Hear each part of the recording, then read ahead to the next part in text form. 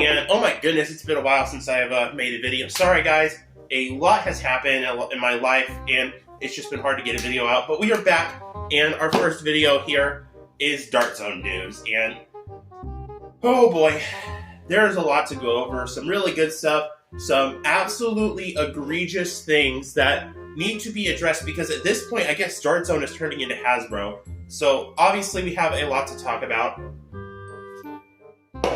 And I am here and I am ready, and there's just so much to go over. So, like, we have a lot, okay? We have new flywheelers from Dart Zone that most people already know about.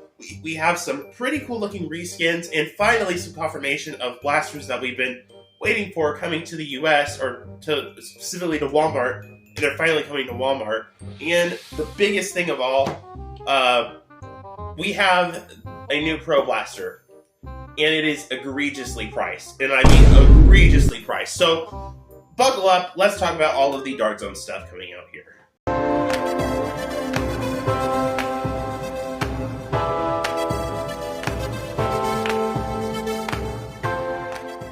Alrighty, so I think the first thing we need to get out of the way is the recolors. They look pretty cool. Like, there's not much to say here. They are just recolors. Literally, that's all they are. Except for the Venom Pro, it actually has apparently a UV thing, so if it is brought out in the sun or UV light, it turns a lighter shade of pink or a darker shade of pink, which is pretty cool, I guess. It's a neat little feature. And then you have this Galaxy Skin Liberator. My biggest problems are how they're priced. Now, I can understand the Venom being priced a little bit higher. $70 is a lot because of, you know, the plastic. They probably spent a little bit more money trying to get the paint and plastic to do the color thing that's doing, so I can understand that. What I don't understand is why the Liberator repaint is $40.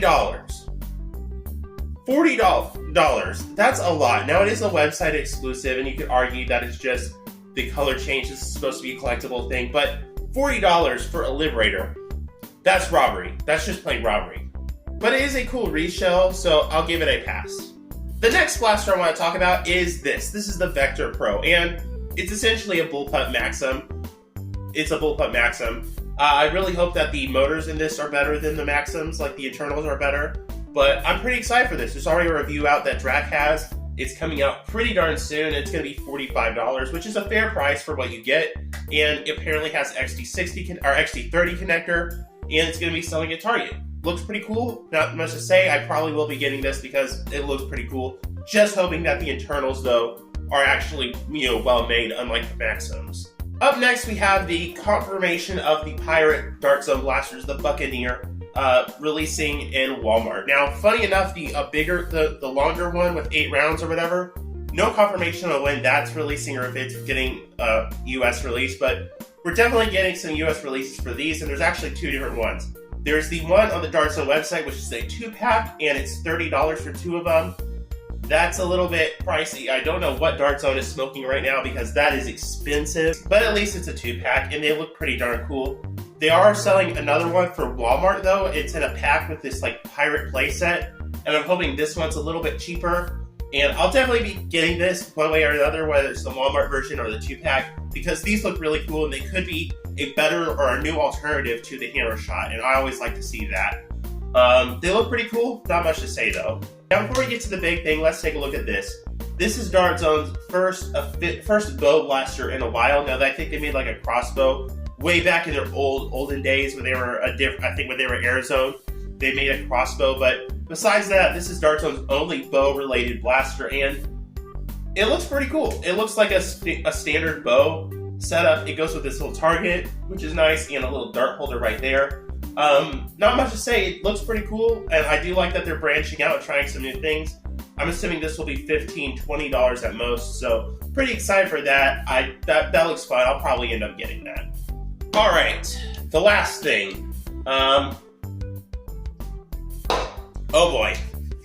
It's time for me to rant. I have not done a proper rant in a while. What is this? I mean, no, okay. Okay, before I get in, let's just look at the blaster itself before we address the elephant in the room, because I made a whole post about it. But looking at this, it's obviously a Brute Pro, but better in many ways. The Brute Pro had a lot of issues. I'm assuming this won't have as many issues. It better not. But It's basically a Brute Pro with extra plastic. It's an internal mag and grip blaster, so like, you know, takes the Venom style mags, the Nightingale mags. It has slam fire, which is pretty cool. It looks cool. It has a barrel, like a scar barrel that can like be attached and go in the bottom. It's cool looking, that's for sure. I would probably get it if it wasn't $55. What? Dart Zone. Why is this $55? Why? No. You don't understand. The Aeon Pro X is a more advanced blaster than this. The Aeon Pro X has more options, more things you can do with it. And how is this more than twice as expensive? Tell me. No, you don't understand. This is unacceptable. Like, Dart Zone, are you turning into Hasbro now? Like, literally? Like, this is Hasbro level price gouging behavior. This is bad. This is so bad. And it's like people like to defend Dart Zone. You know what? No, I can't defend it anymore. I can't defend Dart Zone anymore. And I'm excited for a lot of their stuff. I actually ordered the Primus. That's coming in the mail.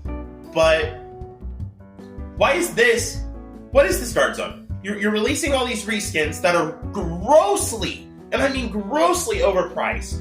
And then you have this, which is simply just a Brute Pro or Aeon that's a little bit different. A mag and grip Aeon. It's $55. That's more expensive than half of Dart Zone's catalog. That's more expensive than the Vector Pro coming out. That's more expensive than the Match Striker 2.0. That's more expensive than the Aeon Pro X. More than twice expensive is that. And if you're ordering from the Dart Zone website, it's going to have shipping as well, because you can only get free shipping if you order it with have orders of $120. I don't know what to say. Like, this is so bad, and it's a cool looking blaster. I would be getting it. But it's $55. If this sells at Target, I hope it's cheaper. And I hope it's a lot cheaper. I would pay $40 for this, tops. $40 would be pushing it to the extreme. I think this is worth $30, $35. What is $55? 55 is... I don't know what to say. Like, that... It looks cool, too. Like, it's something I would get. The internals, the way it operates, looks really good. I just cannot justify that price. At all. At all. That's so bad.